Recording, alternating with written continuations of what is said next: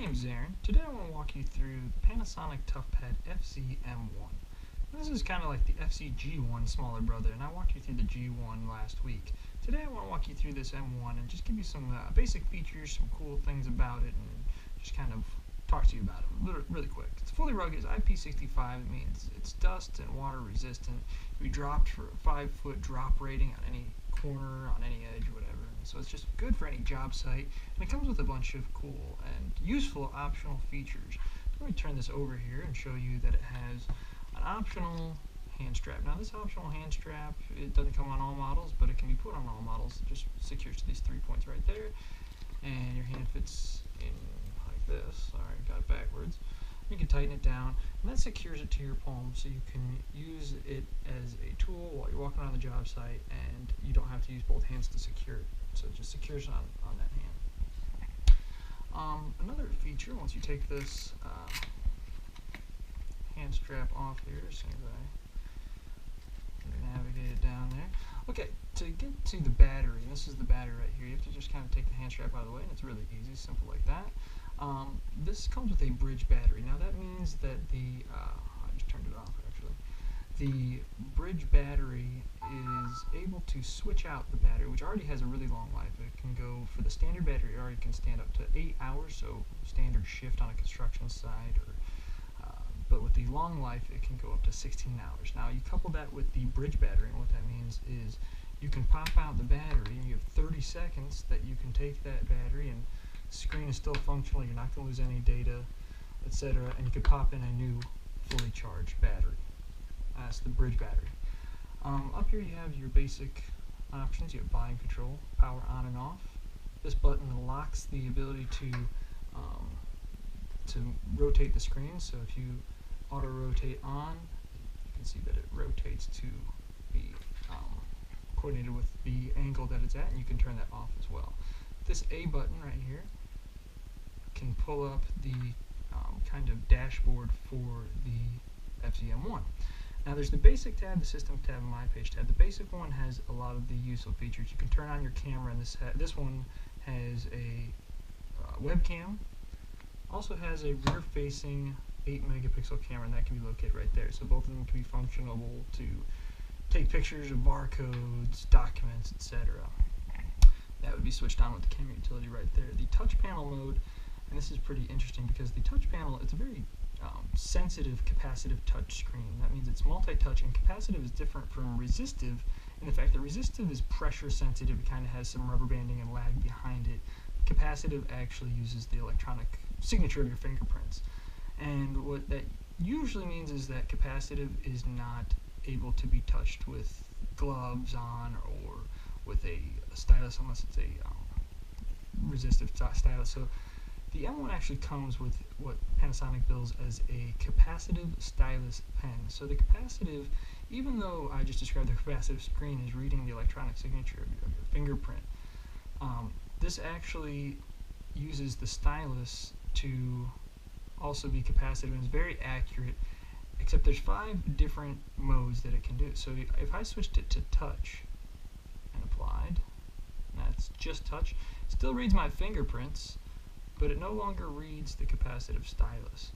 Now, the touch with glove is interesting because Panasonic has allowed the screen to still be capacitive, still be able to read the electronic signature fingerprint, but through a thin layer of a glove, you can also function that. So as soon as you turn that on, you're able to actually use this touchpad and touchscreen and multi-touch with gloves on. So if you're on the work site and you have gloves on, you don't want to take them off, you turn that on, you'll be able to use the touchscreen with gloves on. Very useful. So the pen and touch mode is by far the most applicable mode because it doesn't take away your pen. I'm not sure why you'd switch it to just pen or just touch. The pen and touch is the one I like to leave it on for default.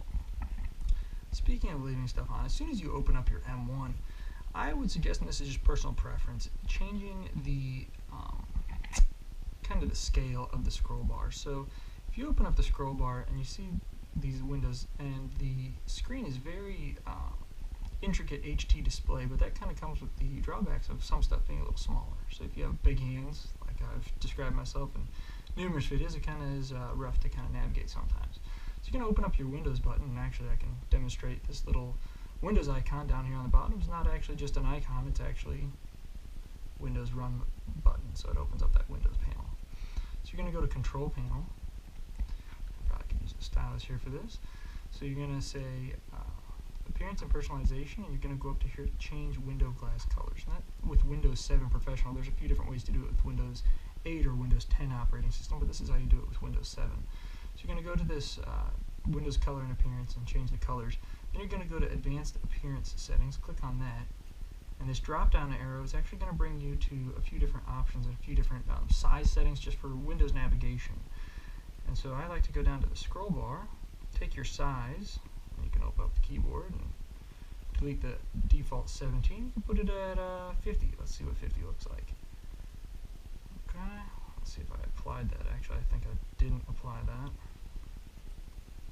I just hit enter on the keyboard and that doesn't apply. I don't think so. Let me go back down the scroll bar. Oh, it did apply. Okay, so we should be good. Let's open up that window. But now you see that even without the stylus, the scroll bar has been enlarged to size 50 as opposed to size 17. So it makes it just very much easier to navigate. And you can also play around with the size of icons, buttons, etc., etc. That it's just whatever's useful to your fingers, whatever works for you. Okay, so that's my phone going off. I'm sorry about that. So that's the glove touch, multi-touch, stylus touch, and then trying to change the size of the icons and scroll bars just to work with your fingers. So this only weighs at 1.2 pounds, and so this is some options on the back that this one actually has. This is a mag stripe reader, and so the application for a mag stripe reader, and this is an optional integration with FZ-M1s, that mag stripe reader is able to take driver's licenses. If you're in a squad car and you're a police officer and you need to take a driver's license information really quick, you just slide that driver's license through there. If you're kind of the point of sale for a retail or a restaurant, you could take credit card information. You could use it all right there, and you have the software that you already have downloaded onto it, and that would be able to just turn the FZ-M1 into a lot of different functionable applications. This one also has the optional LAN port at the top here, and if I just open that up, you'll see that it has LAN port. You could hook that up with a local area network. In this same slot, it's kind of mutually exclusive. You could do like a barcode scanner, and there's a few other different options that are optional upgrades to the M1. Over here we have the headphone and USB 3.0 jack. Down on the bottom we have the docking connector for the FZ-M1, so you could slip that into a dock. And we'll demonstrate that in a future video. There's a really cool new product that I don't want to spoil the surprise, but that video will probably be coming next week, of just being able to slide this in there and have a screen replication and port replication of the FZ-M1. So hopefully we'll be getting that in next week, and I'll be able to show that off to you. And then over here you just have your power port, and all of this is all sealed. There's port covers on all of them to keep it IP65, and should be all good.